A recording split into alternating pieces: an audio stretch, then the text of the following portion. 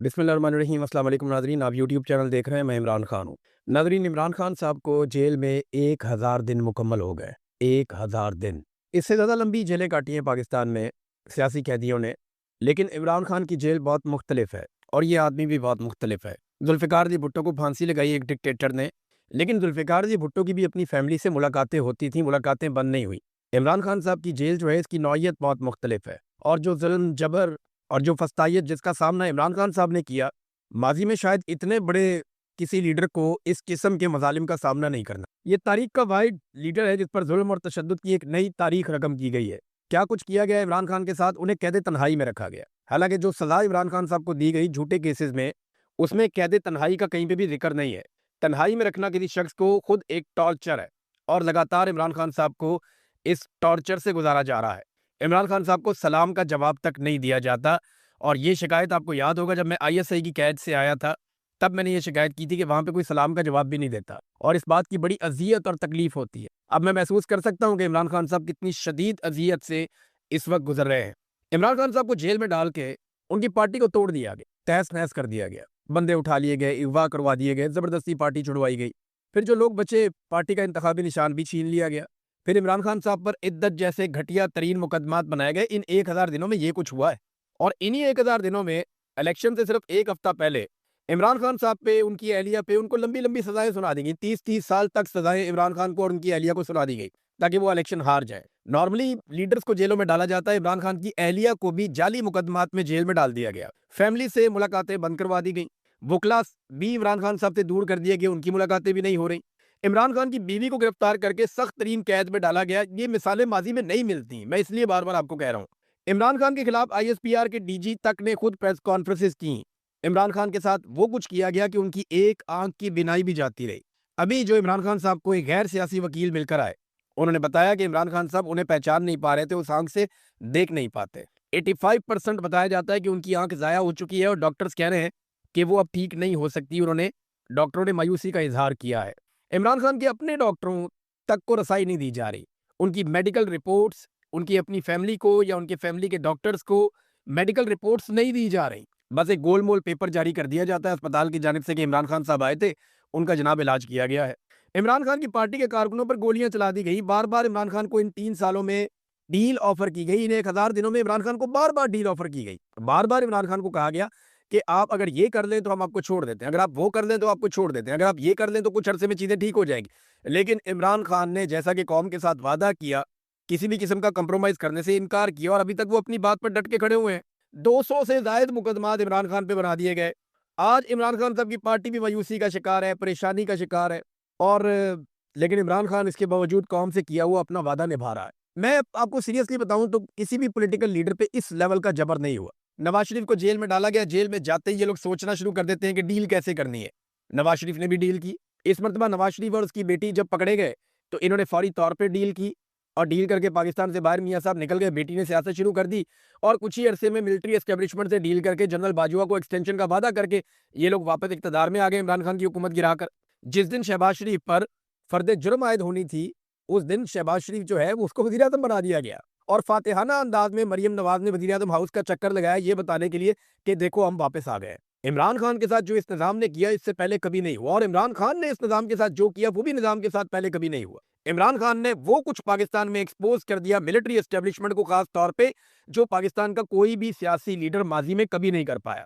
آصف علی زرداری اور نواز شریف صاحب اس لیول تک مجبور ہو گئے کہ اب انہیں ہمیشہ جوتے پالش کرنے پڑیں گے۔ انہیں پتہ چل گیا کہ عوام میں مقبولیت کے لیے اب کوئی جگہ نہیں بچی۔ اب جتنا داؤ لگاتا ہے داؤ لگاؤ، جتنی دیر تک قائم رہ سکتے ہو حکومت میں قائم رہو، اور پھر بھاگ جاؤ۔ وہ یہ جانتے ہیں کہ یہ ان کی آخری باریاں ہیں۔ جب تک ملٹری اسٹیبلشمنٹ ان کو سہارا دے گی تب تک وہ چلیں گے، اور جس دن ملٹری اسٹیبلشمنٹ کا ہاتھ ان کے پیچھے سے ہٹ گیا، اور عمران خان کو میں آپ کو ایک چیز بتاؤں، یہ اپنے دل پر ہاتھ رکھ کے جتنے جرنیل ہیں نا وہ ایک دفعہ سوچ لیں کہ جو کچھ انہوں نے عمران خان کے ساتھ کیا ہے، کیا اس کا آدھے سے آدھا بھی وہ برداشت کر سکتے ہیں؟ تو صاف بات ہے ان میں سے کوئی بھی نہیں برداشت کر سکتا اس عمر میں۔ آج عمران خان کی 74 سال عمر ہے۔ 70 سال سے زائد عمر کے آدمی کو انہوں نے اٹھا کر جیل میں ڈالا۔ 1000 دن ہو گئے، وہ آدمی ان سے نہیں ٹوٹ رہا، اور وہ کہتا ہے میں ان سے نہیں ٹوٹوں گا، مجھے ڈرا ہوا دیکھنا ان کی حسرت رہ جائے گی، یہ عمران خان نے کہا تھا، اور میں عاصم منیر کے سامنے گھٹنے نہیں ٹیکوں گا، میں اس سے ہار نہیں مانوں گا، میں اس کی غلامی قبول نہیں کروں گا، یہ عمران خان صاحب نے کہا تھا۔ تو کوئی بھی اتنی مار برداشت نہیں کر سکتا جتنی عمران خان صاحب نے برداشت کر لی ہے۔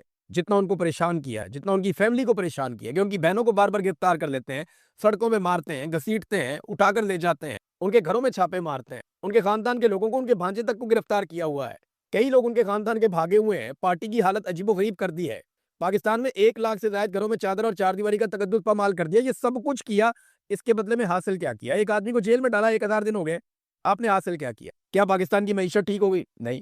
کیا پاکستان میں امن و امان کی صورتحال ٹھیک ہو گئی؟ نہیں۔ پاکستان کی عدلیہ قابل فخر ہے؟ نہیں۔ پاکستان میں میڈیا آزاد ہے؟ نہیں۔ پاکستان کے اندر کوئی ایک شعبہ ترقی کر رہا ہے؟ نہیں۔ ملٹی نیشنل کمپنیاں پاکستان آ رہی ہے؟ نہیں، وہ تو الٹا بھاگ رہی ہیں۔ کیا پاکستان میں سرمایہ کاری آ رہی ہے؟ نہیں آ رہی۔ صرف فیلڈ مارشل عاصم منیر صاحب کی عزت ہو رہی ہے، وہ بھی صرف ڈونلڈ ٹرمپ کر رہا ہے، اور ڈونلڈ ٹرمپ کی وجہ سے باقی سارے بھی کر رہے ہیں۔ تو یہ کب تک چلے گا معاملہ؟ جب ملک نہیں چلے گا تو پھر کچھ بھی نہیں چلے گا، ایک آدمی سے کوئی فرق نہیں پڑتا۔ اور یہ یاد رکھیے گا کہ یہ نظام اس وقت اس ملک کے سب سے مقبول لیڈر کو آہستہ آہستہ قتل کر رہا ہے، اور یہ میں نہیں آپ کو کہہ رہا، یہ عمران خان نے اپنی بہن عظمیٰ خانم کو کہا کہ یہ مجھے قتل کر دیں گے، اور اب یہ مجھے قتل کر رہے ہیں۔ عمران خان نے اپنی بہن کو خود کہا تھا، ان کی بہن نے کہا کہ مجھے اس وقت یقین نہیں آیا، لیکن اب صورتحال میں دیکھتی ہوں تو مجھے لگتا ہے کہ یہ واقعی عمران خان کو قتل کر دیں گے۔ خدا نہ خواستہ عمران خان صاحب کو کچھ ہو گیا تو انہوں نے آگے کا پلان بھی کیا ہوا ہے۔ یہ میں آج آپ کو بتا رہا ہوں، میں ہمیشہ گریز کرتا ہوں، آج 1000 دن ہو گیا اس آدمی کو جیل میں، کوئی بولنے کے لیے تیار نہیں ہے۔ تو میں آپ کو یہ بتا دیتا ہوں کہ ان کی پوری پلاننگ ہے کہ اس کے بعد پاکستان تحریک انصاف میں سے کس کو لا کر یہ وزیر اعظم بنا دیں گے، اور کچھ عرصہ پاکستان تحریک انصاف کو حکومت دیں گے، پھر پاکستان تحریک انصاف میں توڑ پھوڑ کریں گے، بہت سارے گروپ بنا دیں گے، اور اس کے بعد چیزیں نارملائز کر دیں گے۔ یہ ان کا فارمولا ہے، لیکن پاکستانی ان کے کس طرح گلے پڑ جائیں گے یہ اس کا ان کو آئیڈیا نہیں ہے۔ عمران خان کو کچھ ہو گیا تو آپ یہ سمجھیں کہ پاکستان کی ملٹری اسٹیبلشمنٹ اگلے 50 سال معافیاں مانگتی رہے گی نا،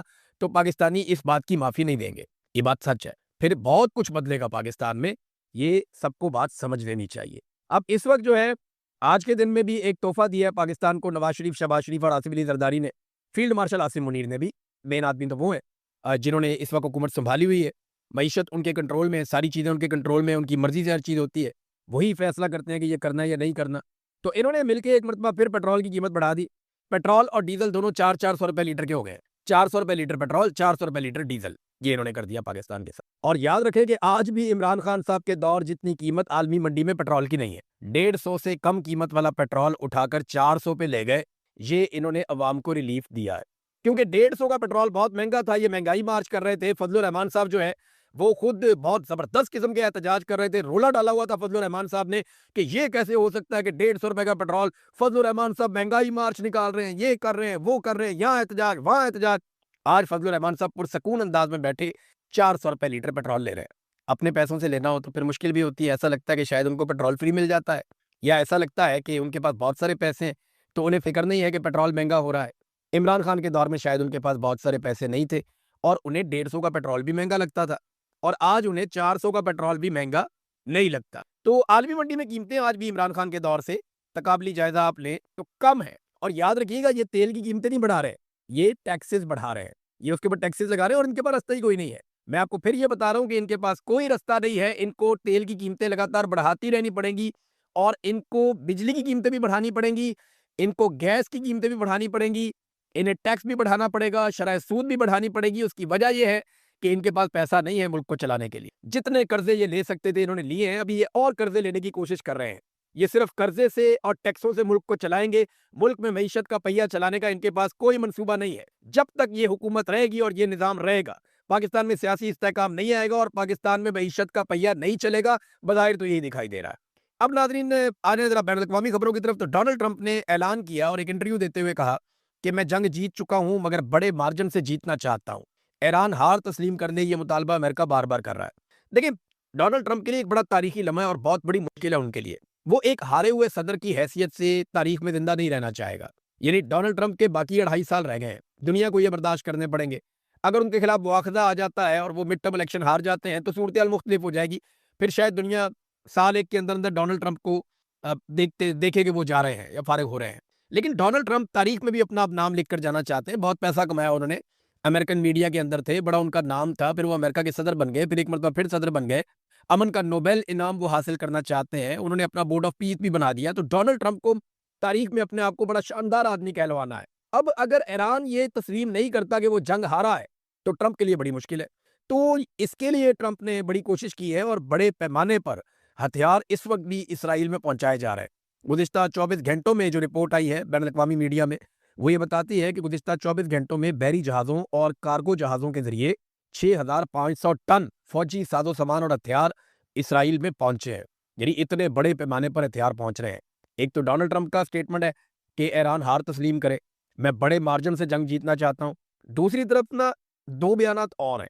ایک بیان ہے ایرانی صدر کا اور ایک بیان ہے ایران کے سپریم لیڈر کا. یہ دونوں بیان بڑے امپورٹنٹ ہیں. ان کو آپ سنیں گے تو آپ کو آئیڈیا ہوگا کہ ایران اب کس طرف جائے گا. یعنی یہ تاثر بن رہا ہے نا کہ ایران اپنے ہرمز کو چھوڑ دے گا، ایک وقت آئے گا، یا ایران ایٹمی معاملات کے اوپر ایک معاہدہ کر لے گا جیسا امریکہ چاہے گا، یا چیزیں نارملائز ہو جائیں گی. وہ ایران کے دماغ میں یہ فارمولا نہیں چل رہا. ان کے سٹیٹمنٹ سے آپ کو آئیڈیا ہوگا کہ وہ کیا سوچ رہے ہیں. میں آپ کو بتاتا ہوں. دیکھیں، پہلے تو آپ ایرانی صدر کا لینا. وہ یہ کہتے ہیں، اور انہوں نے اس کے اوپر نا بڑا سخت رد عمل دیا ناکہ بندی پہ. انہوں نے کہا جی کہ امریکی بحری ناکہ بندی فوجی کارروائیوں کا تسلسل ہے. اس ظالمانہ طرز عمل کا تسلسل ناقابل برداشت ہے. دنیا ایران کے صبر اور مفاہمت کی گواہ ہے کہ ایران نے پوری کوشش کی. بحری ناکہ بندی کی آڑ میں جو کچھ کیا جا رہا ہے وہ ایک ایسی قوم کے خلاف فوجی کارروائیوں کا تسلسل ہے جو اپنی مزاحمت اور آزادی کی قیمت ادا کر رہی ہے. اس ظالمانہ طرز عمل کا تسلسل ناقابل برداشت ہے. ایسا لگتا ہے کہ ایران اس ناکہ بندی کو ختم کرنا چاہتا ہے. ذرا آپ یہ دیکھیں کہ جو مجتبیٰ خامنہئی کا سٹیٹمنٹ ہے، میں نے اس کے اہم پوائنٹس نکالے ہیں.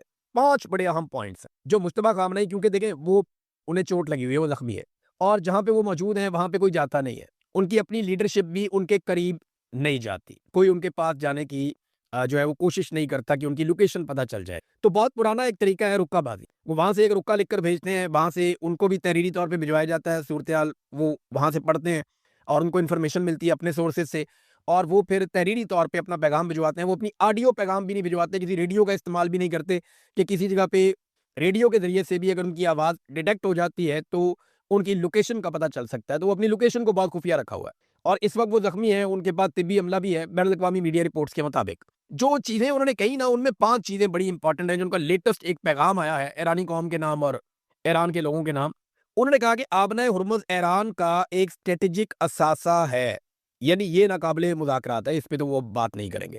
وہ اس کو اپنا اسٹریٹجک اثاثہ کہہ رہے ہیں.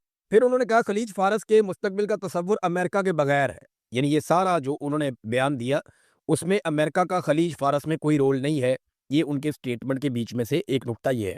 ایک نقطہ ان کے پیغام میں یہ ہے کہ آبنۂ ہرمز کا انتظام ایران کے ہاتھوں میں ہے اس وقت، اور ایران خود مختار فیصلے کرے. اور ایک اور نقطہ جو ان کے اس پیغام سے نکلا وہ یہ ہے کہ آبنۂ ہرمز کے جو معاشی فوائد ہیں وہ مستقبل میں ایرانی عوام تک پہنچائے جائیں گے. یعنی وہ اس کو اب ایک نہ صرف اسٹریٹجک اثاثے کے طور پہ دیکھ رہے ہیں، بلکہ وہ یہ دیکھ رہے ہیں کہ اس سے ہم پیسے کما کے اپنی قوم پہ لگائیں گے.